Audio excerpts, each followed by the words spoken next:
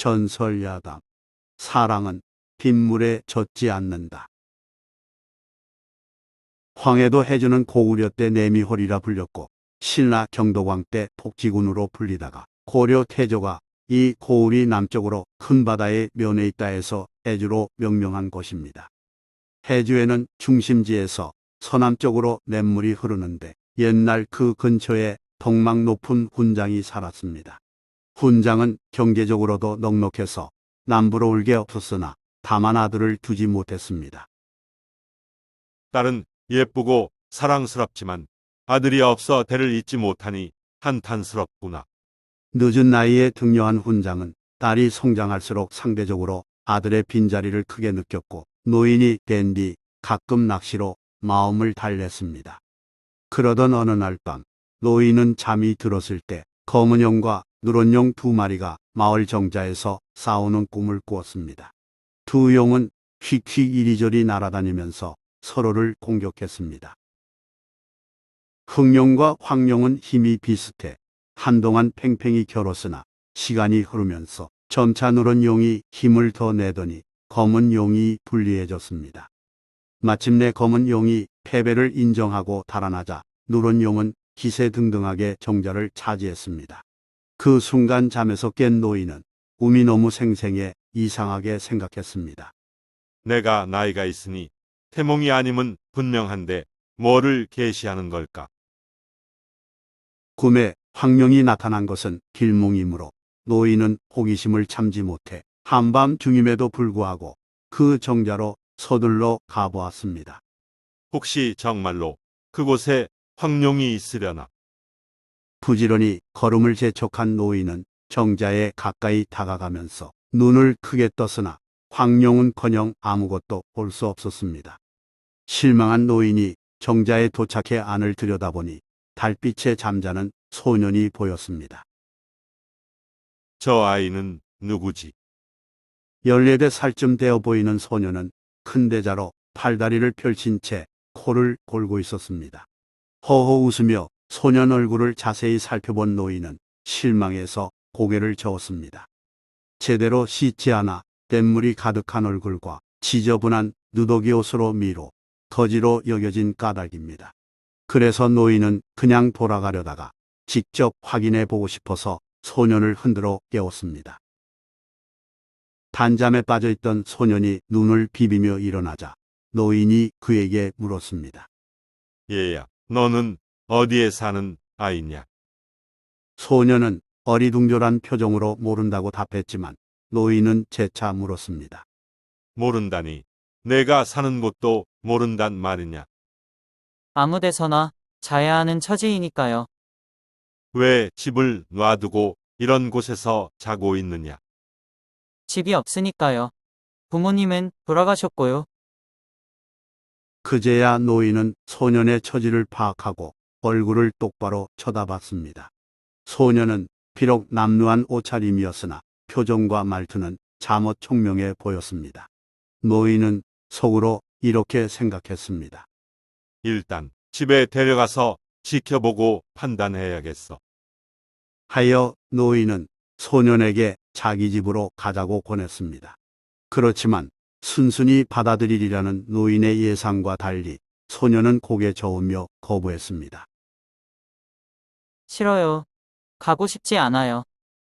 당황한 노인이 왜 그러느냐고 묻자 소년이 답했습니다. 하인으로 부리려 그러시는 거잖아요. 소년의 당당한 대답에 노인은 실소를 터뜨리며 말했습니다. 가벼운 심부름이야 시키겠지만 그건 아니란다. 그래도 싫어요. 저는 자유롭게 지내는 게 좋아요. 소년이 완강히 거절하자 노인은 오히려 소년에게 매력을 느껴 당근책을 썼습니다. 내가 나를 따라온다면 그를 가르쳐 주마. 소년이 눈을 초롱이면서 그 말이 정말이냐고 되물었습니다.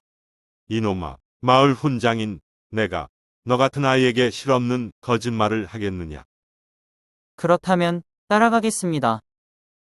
노인은 거지 소년을 집으로 데려가서 넝마 같은 옷을 벗기고 목욕을 시켰습니다.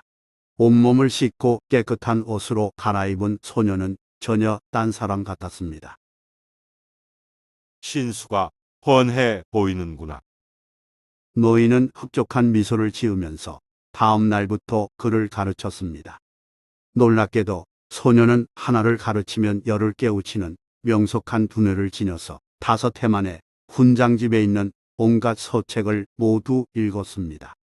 청년이 되어서는 위풍마저 늠름해 보이자 노인은 함께 가르친 친딸보다 더 뛰어난 학습 능력을 보여준 청년을 사위로 삼고자 딸에게 의중을 물었습니다.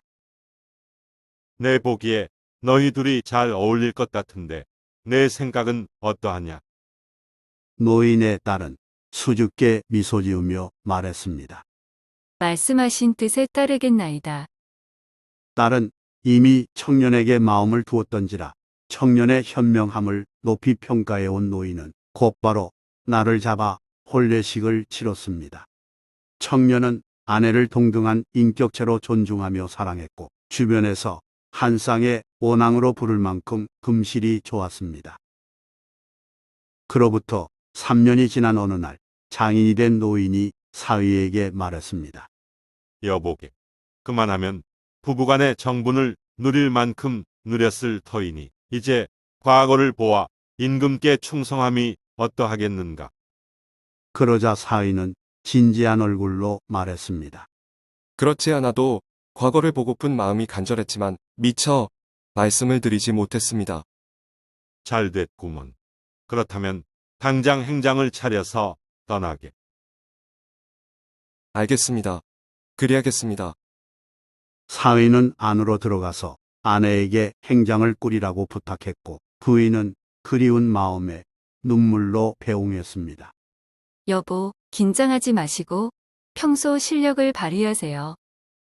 그는 과거장 근처에 숙소를 정하고 나를 기다려 과거장으로 들어갔습니다. 많은 선비가 경쟁하여 긴장이 넘치는 가운데 그는 당당히 장원 급제했습니다. 드디어 숙망을 이뤘어. 그는 임금이 친히 내리는 어사화를 하사받아 머리에 꽂고 은으로 된 안장을 얹은 말에 앉아 한양도성을 한 바퀴 돌았습니다. 이는 장원 급제자에게 베풀어지는 특전이었고 어디를 가든 환영을 받고 부러움의 대상이 되었습니다. 어느 집 아들인지 사위인지 모르겠지만 참으로 좋겠네. 그런 동안에도 그는 하루빨리 처갓집으로 돌아가서 자랑스러운 모습을 보이고 싶어 했습니다. 하여 사흘간 행해지는 3일 휴가임에도 임금에게 연휴를 아래요. 특별히 말미를 얻은 후 곧 집을 향한 걸음을 재촉했습니다. 가는 일에 큰 비를 만나 주막에서 잠시 머물렀으나 그는 이렇게 생각했습니다. 내 마음은 비가 와도 아내에게로 가노나니 사랑은 빗물에 젖지 않는다. 그는 몹시 기뻐할 장인과 아내 얼굴이 내내 눈앞에 어른거리는 가운데 어느덧 해주 고을에 들어섰습니다. 그런데 하필이면 한여름에 비가 내린 뒤라서 냇물이 불어 도저히 건너기 힘들어 보였습니다. 마음은 급한데 이를 어쩌나. 여기만 건너면 저기가 바로 집이거늘.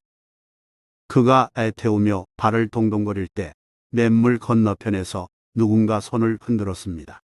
바로 꿈에도 그리던 사랑하는 아내였습니다. 아내 역시 과거 발표 소식을 듣고 이제 나저제나 하며 냇가로 나가서 남편을 기다렸던 것입니다. 애처가 남편은 어사화를 보여주면서 조금만 기다리면 건너가겠다고 소리쳐 말했습니다. 이 물이 좀 낮아지면 건너가리다. 하지만 아내는 그 시간을 참기 힘들었습니다. 서방님을 빨리 만나고 싶은데 무슨 수가 없을까? 아내는 상봉 방법을 고심하다 한 가지 계책을 생각하고 급히 집으로 돌아갔습니다. 그리고 부인은 하인들을 시켜 쌀섬을 나르게 했습니다. 부잣집이라 쌀섬이 많았기에 가능한 일이었고 하인들은 냇물에 쌀섬을 연이어 내던져 징검다리처럼 만들었습니다. 덕분에 남편과 아내는 그 직후 감격적으로 만날 수 있었습니다. 이 일이 있은 후 그곳에 다리를 만들었는데 쌀섬을 놓았던 자리라 하여 그 다리 이름을 섬다리, 동네는 섬다리꼴로 불리게 됐습니다.